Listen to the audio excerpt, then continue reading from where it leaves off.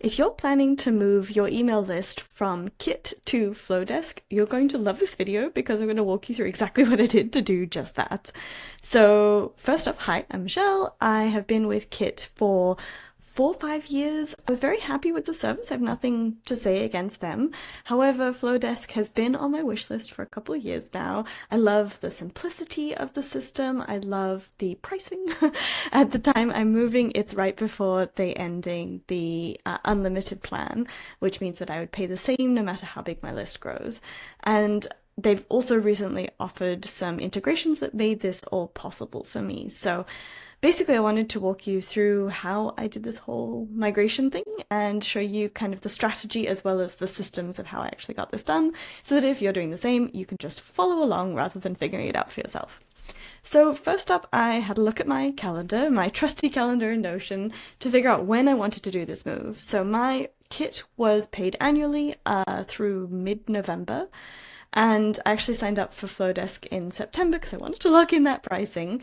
So I knew I had sort of September, October, and mid-November to do this migration.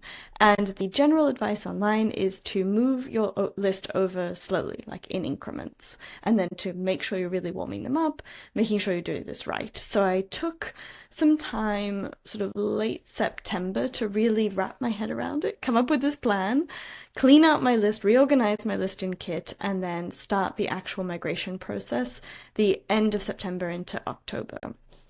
So this is my calendar and sort of what it ended up looking like. I actually was really juggling a couple of different things, including a promo around the time I was doing this. So if you're planning this from scratch, I encourage you to use this opportunity between promos to do the migration. What I've done is kind of shove it in where it fit, but I do think I could have used a bit more time. So here I basically started moving my affiliates over first. I have just under 100 affiliates in my list. I have more signed up, but those are the ones who are actively on my list. And I thought they would be a really good place to start because they open my emails, they're pretty engaged, they're people who know, like, and trust me. And when I asked them the favor of, please can you reply and click, they've been very helpful. So I moved my affiliates over first, and then I basically started to tell my list on my Kit emails, hey, I'm going to be moving. Here's what's coming, like, heads up, I need your help, to reply and click to make sure I can still get my emails to you. And then I started to sort of slowly plan the migration. So I moved basically my affiliates over first, then I sent an email on the Monday 29th, basically just saying, like, I'm moving, please, like, reply or click this link if you want to be in my first list to move.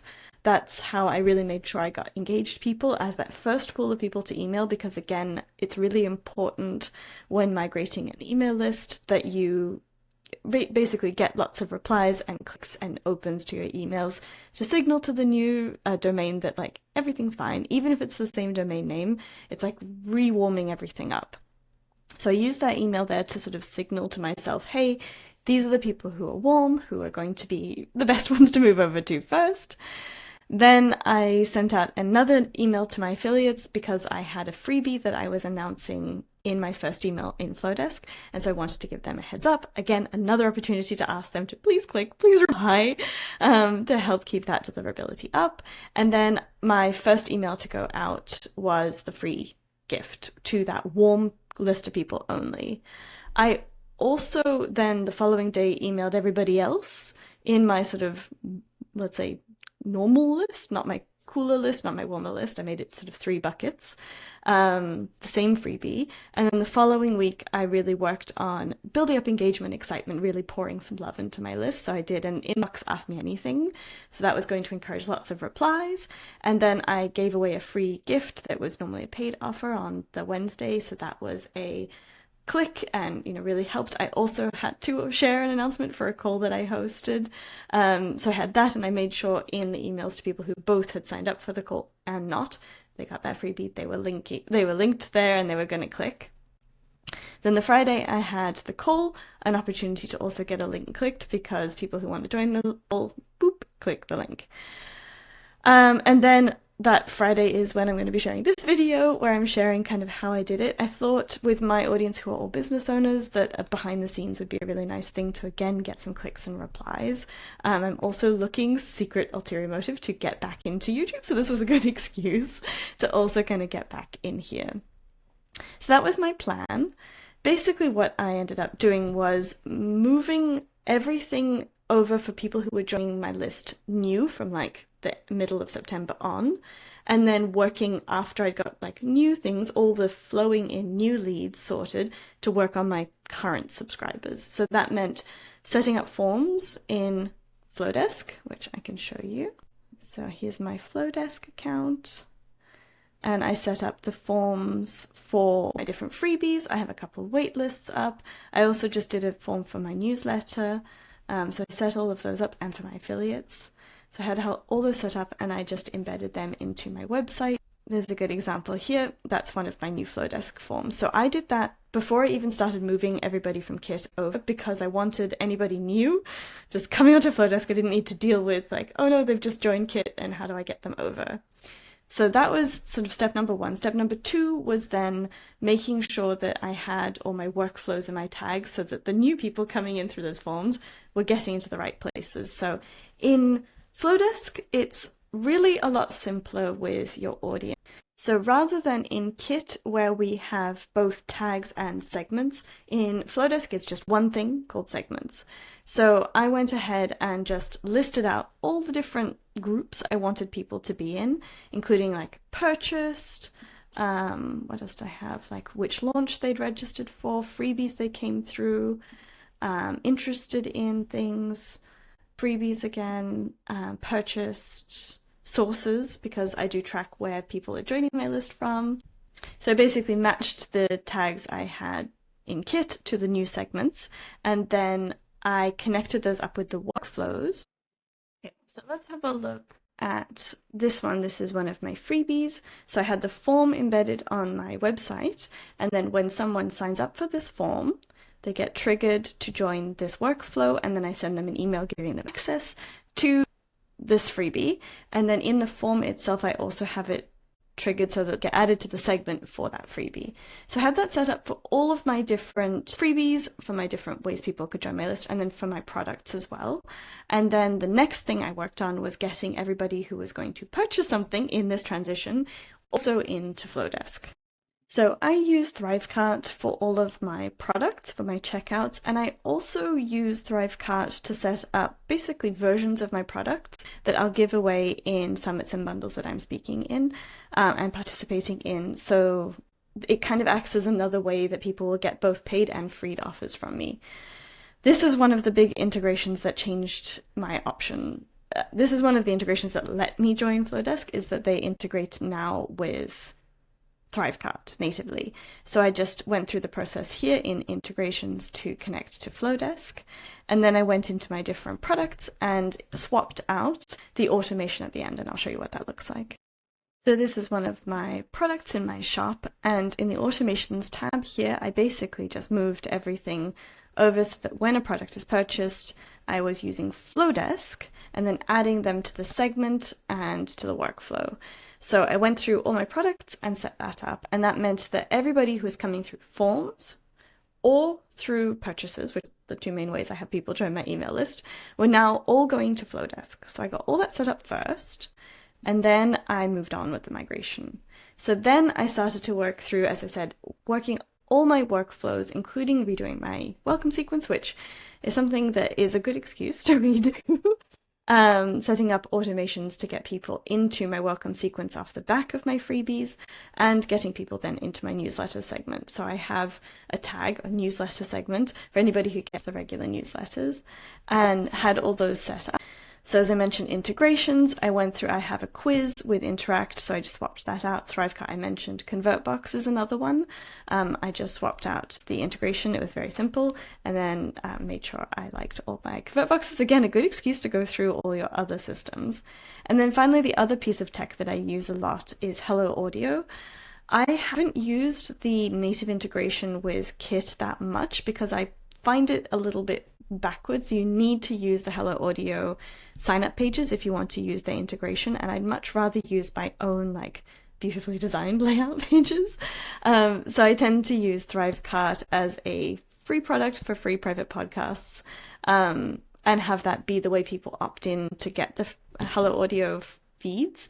And ThriveCart and Hello Audio integrate beautifully, so that's super easy. So I actually didn't need to change anything there. And then I went through the probably longest piece of this process, which was tidying up my Kit account. As I said, I've been with Kit for 4+ years. I'd gathered a lot of segments, a lot of tags, and there were a lot of like old products that I didn't really need to keep that information there because I still have that information in my ThriveCart account. So I went through and really tidied them up, and I came down to this list of segments I needed to move. So that was my affiliates, my freebies, that's basically all of these, my events that I host, so I like to have those as separate segments, all the products that they could purchase, where people are coming from, so I have now a segment just for people who've joined through a bundle, a segment for people who've joined through a summit, which I can tag in ThriveCart, wait lists that I'd started, interested tags, my newsletter segment, and then a welcome segment. So I made this big list, and then I just started to go through Kit and like sort out, get rid of the tags I didn't need anymore. Then I started to merge ones that I didn't need. So let me show you what that looks like. If you can see on the side here, we have segments and tags, and the tags are, you know, for every single thing you'd need. The segments are like groupings of tags. And what I did to make some of the groups I needed, for example, people who didn't want to get my promotional emails, I was able to also just come in here and say, anyone who's subscribed to this tag and this tag, add them to one segment. And then I was able to export that segment to turn it into a segment in Flodesk. So I didn't actually need to keep both of those tags. I could kind of use this process to merge them together. And so that meant that I don't know how many tags, like lots and lots and lots of tags, I was able to get that down to quite a reasonable number of segments in Flodesk. And so actually I find now it's much simpler and have to have sort of multiple buckets for things. So yeah, here I just have, and I'm able to color coordinate them, which is really nice, like all the sources, my opt-ups. I have these 2 tags here for people who I needed to specifically target during the move, who I will merge those into my newsletter like tag. I'll move them all into the same segment once the migration's fully done and I feel good that it's all happened nicely. So that was not too bad. And then basically the final part, which was a little bit stressful, is downloading all of my contacts from Kit and then uploading them to Flodesk. And what you do is basically just find the different segments or tags you want, select all, and then export. You get an email from Kit, which when you have a tag with a bunch of subscribers takes a while to come through. You get an email, you download that CSV file, and then in Flodesk, you would come into your audience tab. So come into the subscriber sort of section and then upload CSV. And then you're able to just drag and drop your CSV file in here. And I did do a CSV file for each tag from Kit that I wanted to turn into each segment in Flodesk, because when you upload it, you're able to basically sync it to one of the segments. Unfortunately, I wasn't able to just like dump the entire list and be like, figure yourself out. So I just went through and did that, I don't know, about 20 times with my different segments. And so that's how I was able to add people in to the different segments. So that's how I was able to see like, okay, these people are here. And that was basically the tech part of the migration. The piece that's the trickiest of moving your email list is making sure those subscribers stay engaged and are opening and clicking. So I think that's where this strategy piece ahead of time. What am I sending people? How am I incentivizing them to open my emails, click my emails, reply to my emails for that first, 1 or 2 weeks is really, really important. Ideally, I think you do that for more than 1 or 2 weeks, but it's what I had.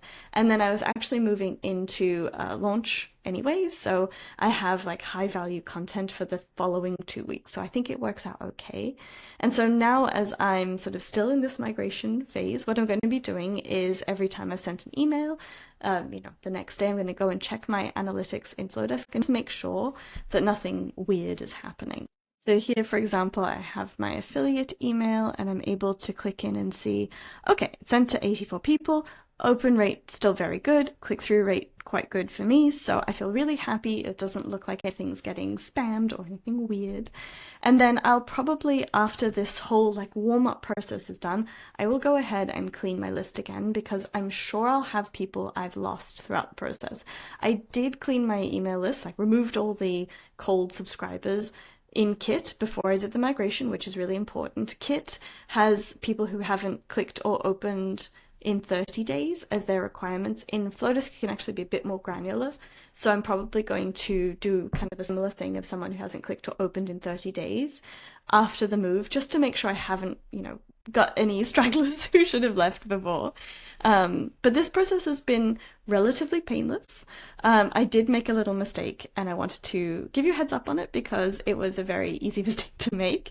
And that was not toggling off my workflows when I imported people into the new segments. So as I said, you upload the CSV file into Flodesk, it assigns it, or you can choose to assign it to a segment. And if some of your workflows, someone is added to a segment, if the workflow is live, they will get that first email. They will go into the workflow and get the emails in that workflow. And I had not understood the logic of that correctly. So you do need to go and turn them off.